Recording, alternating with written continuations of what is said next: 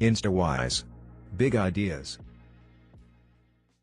You waste time. Like, here's a good question for you guys. How many of you waste more than 4 hours a day? Okay.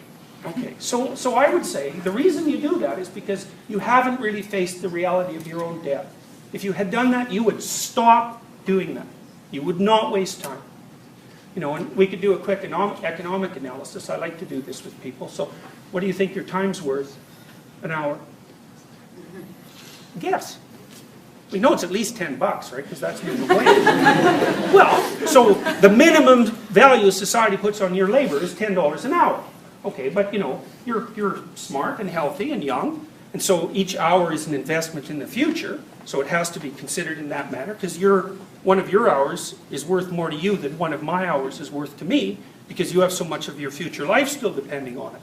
So that's a big deal. So I would say $50 an hour is probably reasonable for what you guys are worth. It's somewhere between 10 and 50 anyways.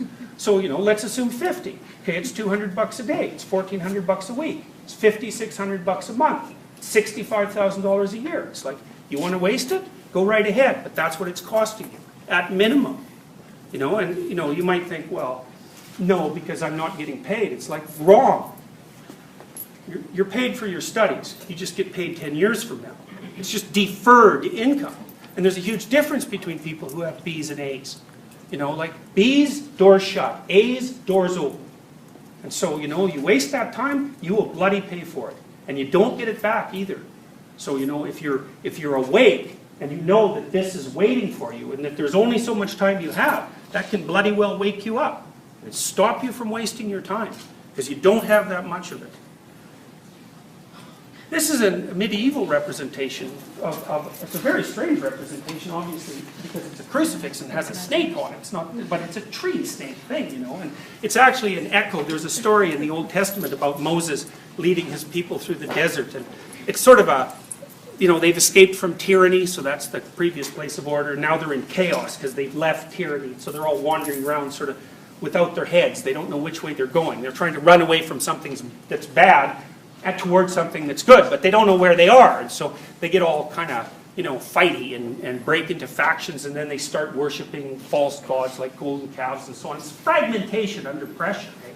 And so God gets irritated at them, and he throws a bunch of poisonous snakes into the desert because, you know, he's such an easy guy to get along with. So he throws a bunch of poisonous snakes in there, and they go around biting all these people who are, you know, not being faithful. And so all the people who are, you know, doubting Moses are starting to freak out because they keep getting bit by all these poisonous snakes. And so they finally call on Moses to ask God to, like, you know, call off the poisonous snakes. They'll behave, just call off the poisonous snakes. And God says to Moses to build a staff with a bronze snake on it, and that if people will come and look at the snake, then they'll be immune to the snake's poison, or the snakes will stop biting them. I don't remember which. And it's a lovely story because it's another exposure story.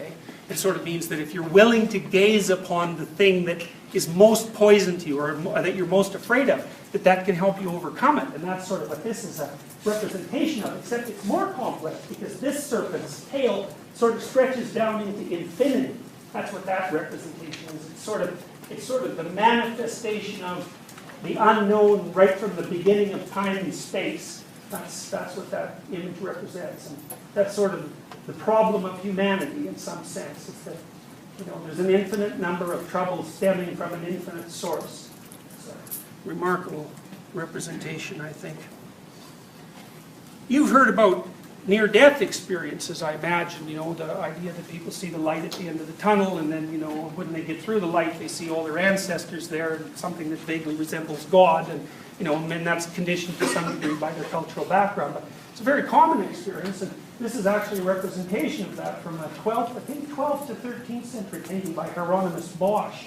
And this seems to be the sort of thing also that's characteristic of the shamanic experience post-reduction to skeleton.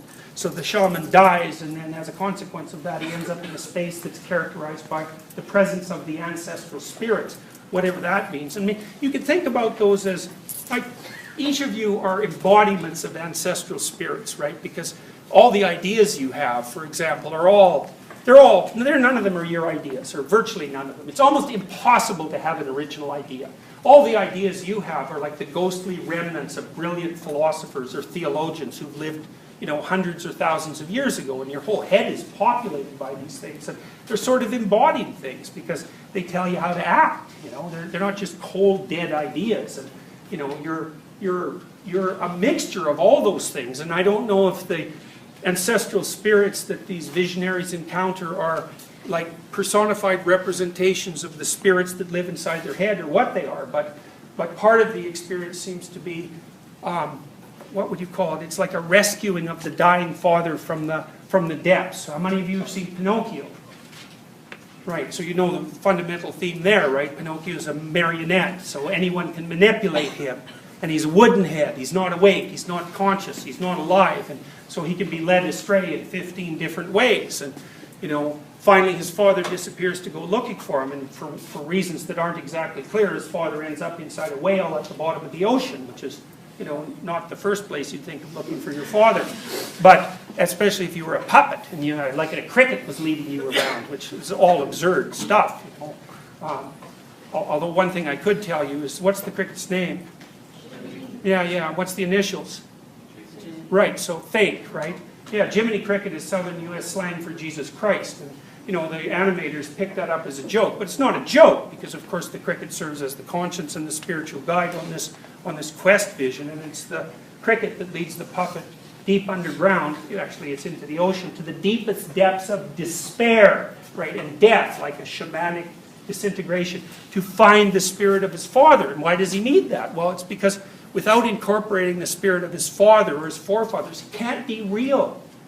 And that's because human beings, and puppets apparently, we're cultural creatures. It's not like there's you and there's your culture. It's like you are your culture. And so you're either the embodiment of your culture, fleshed out and made whole, or you're just a fragmentary thing and you're only half alive. And worse than that, you can't cope with tragedy. I mean, the way that Pinocchio becomes real is he rescues his father from the whale, which is also a dragon, right? The whale's a dragon. How do you know that? What happens to the whale?